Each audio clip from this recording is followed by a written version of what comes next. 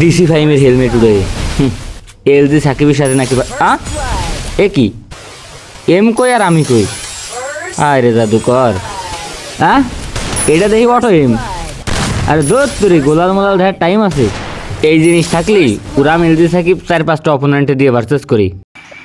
আচ্ছা এই সাইড দেবো হ্যাঁ দেন ভাই দেন রেডি আছে। আচ্ছা ঠিক আছে হ্যাঁ সাকিব ভাই তোমাদের গিলে একটা ভার্সেস করব। আসসালামু আলাইকুম ভাই ব্রাদার, এতক্ষণে তো বুঝতেই পারছো এটাই সেই কাঙ্ক্ষিত ভার্সেস ভিডিও ফাইম 155কে ভার্সেস এলজি সাকিব। তো সবার কাছে অনুরোধ, যারা টুকটাক খেলা বোঝো বা খেলা পারো সবাই পুরো ভিডিওটা দেখে তারপরে মতামতটা কমেন্ট বক্সে জানায়ও। আবার কিছু কিছু ভাই ব্রাদার দেখলাম কমেন্ট করছে এটা ফাইম 155কে না বা এটা ফেক ফাইম 155কে।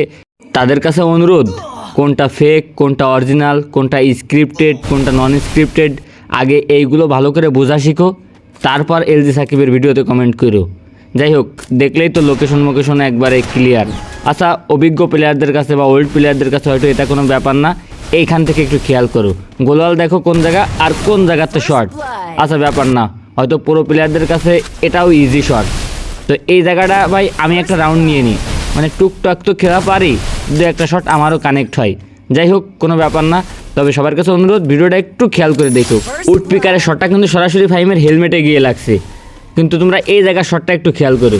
আগের ভিডিওতে অনেকেই কমেন্ট করছো অবজার্ভ থেকে রেকর্ড করা বা নেটওয়ার্ক গ্লিচের কারণে এরকম হয়েছে। তাহলে এটা কি ভাই, এম কই আর আমি কই? কোনো না কোনো সময় তো আমার দিকে যাবে এমটা নাকি? আর অবজার্ভ থেকে শুধু এই রেকর্ডিংটা রেকর্ড করিনি, আমার ভিডিওর অধিকাংশ অবজার্ভ থেকে রেকর্ড করা থাকে। তো আমার ওইগুলো বুঝাইলে হবে না, আর তোমরাও একটু মাথা কাটায় দেখে বিবেচনা করে কমেন্টটা করো। এই শটটা একটু খেয়াল করো। ও ভাই সাহেব, এইটা কি? একটু কষ্ট করে খেয়াল করে দেখো ভাই, আমি কইছিলাম কই থেকে কই শট লাগলো, টোটালি অটো এম। এখন অনেকের কাছে প্রশ্ন হইতে পারে যে ফাইমের সাইড থেকে কেন রেকর্ড করা? ভাই এর আগে একটা ভার্সেস করছি, ওই ভার্সেসে তো ফাইমরে টোটালি ড্যামেজই লাগাইতে পারতেছিলাম না। যারা আমার সাথে পারে না তাদের কাছে ও দেখলে গোলাল মোলাল মানার টাইম নাই, ঠিক আছে? তো যাদের গোলাল মানার টাইম নাই, ওয়াল মানার টাইম নাই, তাদের সাথে আমি ফেয়ার প্লেয়ার হয়ে কীভাবে পারবো? যাই হোক, আমি তারে আনফেয়ার বলতেছি না, তোমাদের উপর ছেড়ে দিলাম।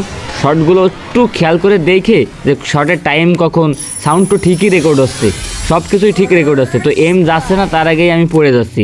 আচ্ছা সর্বশেষ আমার একটাই কথা, আমি হয়তো খেলা পারি না এই কারণে আমি হাইরে গেছি। তো ফাইম তো জিতছে, ফাইম বা ফাইমের ভক্তদের কাছে আমার একটাই কথা, ফাইম যেন তার সাইড থেকে ভিডিওটা আপলোড করে।